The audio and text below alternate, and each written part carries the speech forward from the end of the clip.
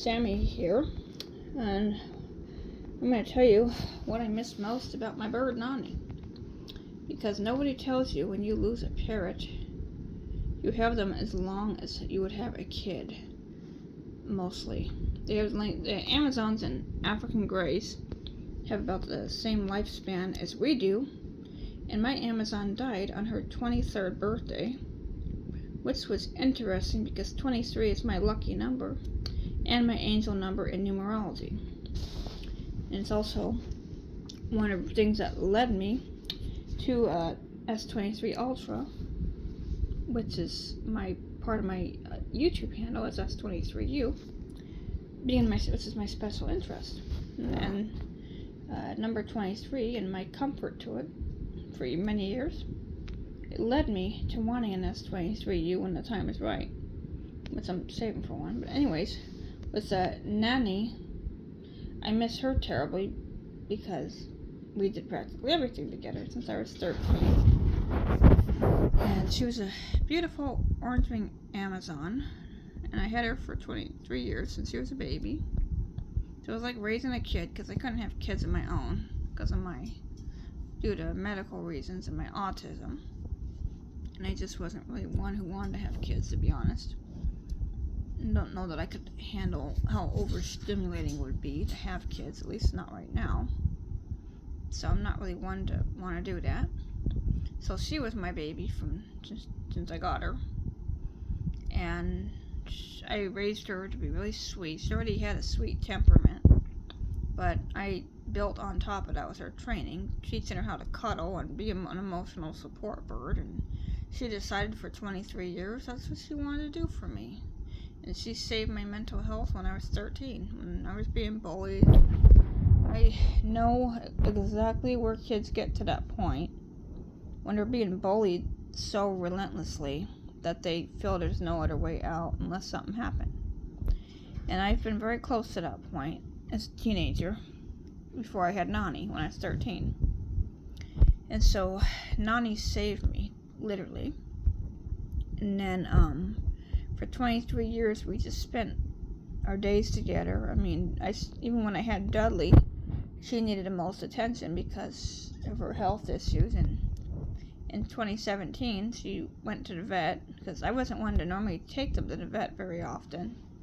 Because birds, you don't really, have to as much as a cat or a dog because they don't have to have shots and stuff. But he told him, Dr. McDonald told him that she had a yeast infection. And from 2017 to 2025 on her birthday, August 8th, she was on medication for it, various meds, and we did everything we could until her doctor said the same thing. But eventually, the meds became no longer effective, and she ended up dying because her candida, which is a yeast infection, turned into candidiasis, which is where it possibly invades the bloodstream, and it causes sepsis. And she deteriorated pretty fast. She had good days and bad days up until the point where she went completely downhill in a matter of hours and passed. I didn't have time. It was late at night and I had no way to get her to the vet, but I was by her side when she passed. And I don't know if she was septic or not because I didn't take her to a vet. I chose not to have a necropsy done because I already knew what was wrong with her. But it's very possible that the candida just spread throughout her body and it killed her. But I knew when I could tell right when she started dying, and there was a matter of hours late at night. And so next day we took her to the local vet to be cremated because they had services they could do. So we arranged for that. I sure miss her loud mouth, believe it or not. As much as she drove me insane, screaming like a banshee. I miss the screaming. I'm not used to this calmness and quietness without her. I miss the cuddling. She loved the cuddle. She's very affectionate, very sweet. I taught her how to cuddle at a young age because she was way less than a year old, so she was a baby when I got her. And I raised her from a baby, so I taught her at a very young age to cuddle. And so I taught her how to be affectionate and loving and kind, and I showed her a lot of love and affection myself. I raised her to be sweet, just as if she was my kid. I felt like I knew I wanted to be a parent, but I knew I wanted to be a mom, but I knew I couldn't handle human kids. But I raised her from age 13, and I missed the screaming and the chattiness. She didn't want to know 2 words, but I didn't care about that. She said ticklefoot and what, and she learned ticklefoot from her previous owner who sold her to us. And because she was born with a deformed toe, and nobody wanted her with a deformed toe. They didn't want a bird like that. They were so worried about what she looked like with that little toe that you could hardly notice, that they didn't even see, that they didn't know, nobody knew that they missed out on the sweetest little orange-winged Amazon. They didn't know what they missed out on, because like I was blessed with 23 years of that love that she gave me. That's all she wanted. She wanted somebody to love her, but she wanted somebody to love just as much. And that's what it was for us. We got unfailing love for 23 years before God decided it was time. Now, I'm actually Christian, but I'm unofficially Catholic in some areas. I practice both. But I'm deeply connected to God, so, I find comfort knowing that she's no longer suffering and she's up in heaven. No, I am religious, so therefore, if you are atheist, I'm sorry if that offends you, but it can't deny my faith. I'm too deeply into it. So if that bothers you, I apologize. But I also respect everybody's religious beliefs, and those who choose to be atheists, I do respect that. But I know that's, it's been a huge adjustment without her. It's hard waking up every morning and not seeing her big cage there anymore, which I had a friend who is very handy took it, and they're going to deep clean it and do whatever they need it for. They have a use for it. And I gave him some of her dishes and stuff. And then she loved to shower. That was her happy place.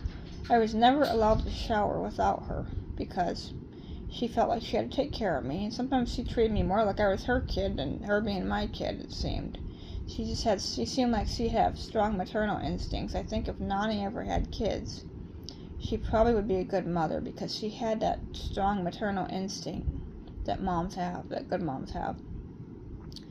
And she always wanted to cuddle and grunt and what I call purring. They seem like they can purr in an Amazon kind of way. Just her little noises were just so calming when I'd be stressed out. It was just so calming. Sometimes she'd put me to sleep and I ended up napping with her, but she'd go on the end of the bed or on my other pillow, because she knows I move around a lot in my sleep. Oh, goodness. Sorry for yawning. Just that kind of day today. This has not been the best day today. It's been a difficult day with my grief. Therefore, I am kind of having a rough day today because of that. But it's hard when you lose your best friend of 23 years that you shared your life with. Even though it was a bird, still, she was my buddy. But now I have to work. Now I got to teach Dudley all the things I taught Nani. And Dudley's quite trainable and quite talkative. He has quite an extensive vocabulary as a gray, but not all grays have that. Some grays are just noisemakers, but mine does both. It wouldn't matter to me because I had an Amazon for 23 years that had limited speech, but she loved talking. She loved making little noises and screaming and would talk at times. Excuse me. Excuse me. So, Nani's my buddy. I miss coming home from somewhere and how excited she'd be. Or if I went on a trip and how talkative she'd get. And, I just miss so much about her. I can't even put into words how it feels that she's gone. And I thought I'd be pissed off and angry at the world. Because normally with a loss like this, I become extremely negative and very unkind. And I ended up not being that way because of her. I have a lot of sadness and some depression. Today's just been a bad day with depression and stuff, but I've handled it better than I thought I would. But it doesn't seem, it won't bring her back or make it any better being negative and angry all the time. You know, it's just frustrating that it had to happen and upsetting, but, you know, what are you going to do? You can't do anything about it. You know, and being autistic does not help, but I don't think it matters because I still didn't let her loss make me angry all the time. Well, today, my depression causes anger, so I've been quite irritable today and quite dysregulated, but sometimes that happens with me because I also have PTSD from being bullied in my school years, and I was also in a nasty friendship that was good for 4 years, and in the last year, in 2023, it turned abusive and psychologically and not physically, and they used my special interest with S23 Ultra against me, which I'll, you know, speak about that another time. But, sorry, I get tongue-tied sometimes. But, you know, and they left me in 2023, so I have PTSD from that, too. As it was special interest abuse, which is quite traumatic. I'll make videos on that, too, at some point, when I'm ready to. But, I'm new to this whole YouTube thing, so bear with me. But, you know, I miss so much about Nani. I just missed waking up and having my morning cuddles with her as I drink my coffee. Of course, I had to keep my mug away from her because she loves coffee. She did. She loved coffee. It's hard having to change my wording about her now that she's, you know, passed on. You know, but you cannot leave a coffee mug within her reach. She will drink it. She would drink it. I never heard of a bird liking coffee. My dogs will drink my mother's coffee because she puts whipped cream in it and they love it. But my bird, that's an unusual one. I don't put whipped cream in mine because of sensory issues. So I use flavored creamer. I get different flavors every time. I like a variety. But Nani, you had to keep coffee away from her. She was that bad. And caffeine is addicting to birds, and it's also can be deadly because it can cause arrhythmias and heart attack. So watch giving your birds caffeine. And Dudley may have shared pop with my grandma when she had him because I drink Dr. Pepper and Pepsi and root beer from time to time, and he seems to be interested when I have a can of pop out. And it's like, Dudley, you're not supposed to have that.